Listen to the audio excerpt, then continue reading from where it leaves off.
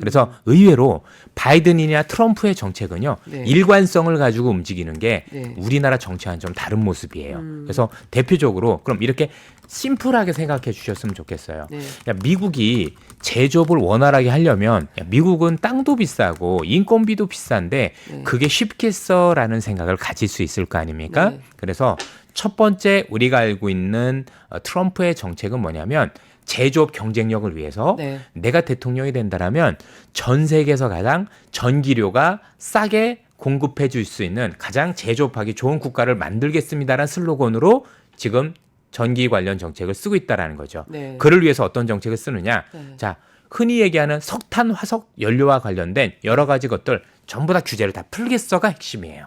풀겠어가 핵심이고 네. 그다음에 뭐 가스라든 흔히 얘기 앞서 말씀 신재생이나 전기차는 하라 안 하라 이런 게 아니라 네. 내가 뭐 규제는 hin져 있었던 것보다는 정책은 조금 뭐 줄이겠다라는 얘기를 하고 있지만 네. 어쨌든 전기료를 아끼기 위해서 여러 가지 어떤 정책들을 쓴다라 보면 모든 네. 것들이 다 동원될 가능성이 높다 이렇게 봐야 될 것 같아요. 이거네요. 그러니까 사실 기존에 우리가 필요로 했던 전력량으로 생각했을 때는 기존의 그 화석연료 관련 규제를 다 푼다라고 하면 어차피 우리 쓰는 전기량이 고만고만한 게 있으니까 결국은 신재생 에너지가 가격으로서는 현재 경쟁력이 없으니 발전할 기회를 얻지 못하고 이제 계속 뒤처지는 그런 모습이 나타났을 텐데 지금 우리가 기존에는 사용하지 않았던 어마어마한 전력 수요가 AI 발전과 함께 나오고 있기 때문에 만약에 트럼프 전 대통령이 재선이 돼서 화석연료에 대한 규제가 풀리고 다시 화석연료 쪽으로 좀 간다 하더라도 어차피 신재생 에너지 쪽으로도 갈 수밖에 없는 계속해서. 거죠. 맞습니다. 그래서 재밌는 일들이 벌어진 거죠. 요거는 어떤 대통령이 막는다라고 되는 문제가 아니라 네. 하여튼 AI에 대한 경쟁력을 확보하기 위해서는 모든 전력이 다 필요한 상황이 됐고 네. 그래서 최근에 바이든 대통령도 아마 최근에 원전과 관련해서 뭔가 규제를 풀려는 움직임들을 보이고 네. 있잖아요. 네. 이런 움직임들이 있는 것도 궁극적으로는 전력 확보에 대해서 지금 살을 걸고 여러분들 지금 많이 시장에서도 보셨겠지만 미국에서도 한국에서도 의외로 제일 많이 오른 게 변압기 뭐 이런 것들이잖아요.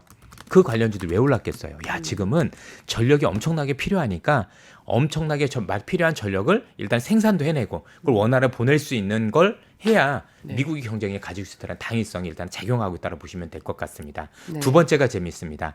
제일 밑에 줄에 제가 빨간색을 쳐놨는데요. 네. 미국은 앞으로 달러 절하를 통해서 무역 수지를 개선하겠다. 저거는 여러분들 우리가 알고 있는 트럼프 대통령 책사 중에 로버트 라이트 하이저라고 아마 네네. 옛날에 USTR에서 근무하셨던 그렇죠. 분인데 네. 저런 거죠. 저게 우리를 흔히 얘기하면 미국이 1985년에 있었던 제2의 플라자 합의를 하겠다라는 건데요. 네. 이건 뭐하고 맞물렸냐면 미국이 제조업을 하면 많은 분들이 걱정하시는 일들이 벌어지겠죠. 야, 미국 제품 비싸. 네. 그러면 미국 내에서 생산한 게 미국 내에서만 사용되는 게 아니라 수출도 해야 될 텐데 네. 수출을 하기 위해서는 가격 경쟁력이 필요하잖아요. 네. 가격 경쟁력을 위해서는 일단은 달러의 가치가 지금보다 떨어져야 되고 네. 또 달러의 가치가 떨어지는 만큼 미국 물건을 사주는 국가들의 통화 가치가 올라가야 되겠죠. 그렇죠. 그게 중국과 한국과 일본을 지칭을 하고 있어요. 유럽도 마찬가지고 네. 그래서 당신들 국가들 현재보다 통화 가치를 조금 올려. 대신에 미국은 달러 가치를 좀 낮출게.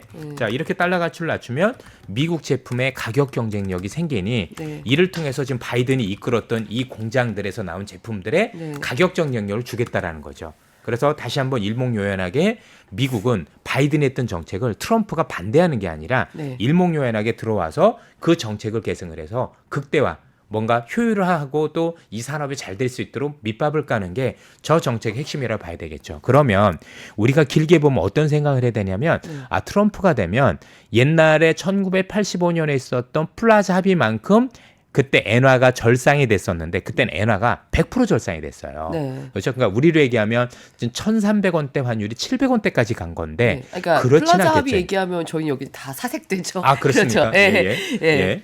근데 그 정도는 아니겠지만 예. 최소한 현재 우리나라 원화가 지금 약세인데 네. 지금보다는 조금 강세 가능성이 있겠구나라고 생각을 하고 여러분들께서 시장을 보셔야 돼요. 네. 그러면 일단 주식 측면에서 놓고 보면 외국인 입장에서는 한국에 투자만 해도 환차 이익을 벌을 수 있는 환경이 된다는 점에서 외국인은 한국으로 이제 지수를 사는 거겠죠. 종목을 네. 사는 게 아니라 네. 그런 환경에 놓을 수 있다라고 볼 수가 있을 것 같고 네. 앞서 말씀드린 것처럼 일단 환율 측면에서 미국이라는 국가가 저렇게 달러를 약세로 만들려는 움직임을 가지고 있는 게 트럼프의 엄청난 정책 중에 하나구나라고 보셔야 될 것 같아요. 네. 그럼 세 번째는 뭐냐면 근데 이거 좀. 네. 근데 사실 뭐 외국인들이 우리나라의 원화 절상 때문에 들어오기 위해서는 어쨌든 우리 산업이 매력적이어야 되는데 그렇게 원화가 절상될 경우에 우리의 수출 경쟁력은 떨어질 수밖에 수출 없잖아요. 경쟁력이 떨어지지만 네. 전체적으로 우리 기업들이 그 안에서 수혜를 보는 기업들도 있는 네. 거고 사실 안타깝지만 국내에 있는 기업들보다는 해외 진출한 기업들이라든가 대기업들 입장에서는 역시 또 해외 진출. 수혜를 보겠죠. 왜냐하면 네. 일단은 기본적으로 나중에 AI 기업이 되게 좋아진다고 하더라도 반도체는 한국에 있는 거 사갈 수밖에 없는 거잖아요. 미국은 마이크론 하나밖에 없으니까.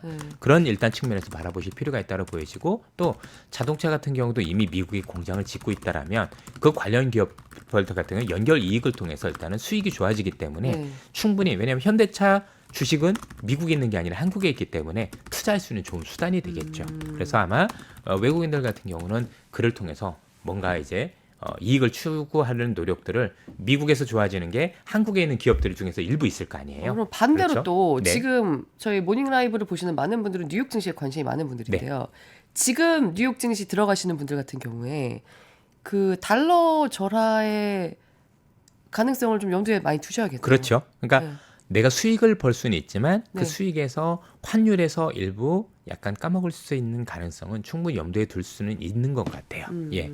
다만 이제 아시는 것처럼 미국 증시를 버리면 안 되는 게 아마 버리는 게 아니라 절대적일 수밖에 없는 게 이 네. AI와 관련된 기업들은 사실 미국 밖에 없는 거잖아요. 네. 매그니피션트 세븐이라고 불리는 기업들. 네. 안타까운 게 뭐냐면 이 AI라는 산업이 오고 나서 우리나라 관련 기업들이 처음으로 경쟁력이 없는 산업이 이거였었어요. 네. 예를 들어서 처음에 인터넷 사업을 할 때도 뭐 네. 미국도 인터넷 좋은 기업도 있지만 우리도 인터넷 좋은 기업들이 있었잖아요. 네.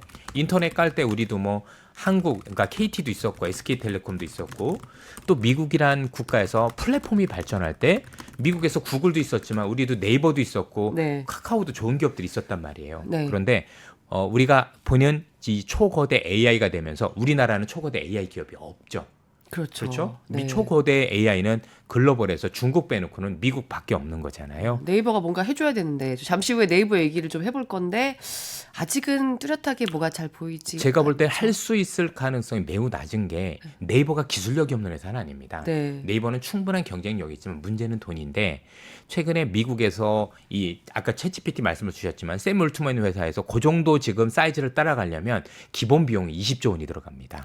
네. 자 그러면 우리나라에 있는 관련 기업들은 20조 원 있는 기업이 사실은 없잖아요. 네. 그러니까 내가 기술이 없는 게 아니라 하고 싶어도 그만한 돈이 없는 거고 한다고 하더라도 그러면 전 세계 사람들이 내가 20조 원을 들여서 만든 이 AI 프로그램 내 걸 써야 되는데 네. 챗GPT를 쓰지 한국어를 쓰려고 안 할 거잖아요. 그렇죠. 그러니까 거기에 대한 투자할 수 있는 유인을 느끼질 못하는 것 같아요. 그래서 안타깝게도 우리는 AI와 관련해서는 메인 모델, 그러니까 기본 파운데이션 모델은 안타깝게도 미국 거에 예속되는 모습을 보일 수밖에 없는 환경으로 간다. 다만 나중에 우리가 이런 AI 모델을 통해서 비즈니스 모델을 만드는 데는 우리가 경쟁력이 있을 수 있는지 모르겠지만 뭔가 메인 모델에서의 역할은 이미 미국에서 벗어날 수 없는 환경이니 사실 우리가 이런 걸 감안하면 미국의 투자를 그만둘 수 없는 환경이 되는 거죠. 어차피 달러 가치 떨어질 것을 알고 있다고 하더라도 미국의 투자를 그만둘 수 없는 상황이긴 하고 하지만 국내 투자 쪽에도 계속해서 관심을 가져야 되는 그런 상황이 트럼프 전 대통령이 재선될 경우에 더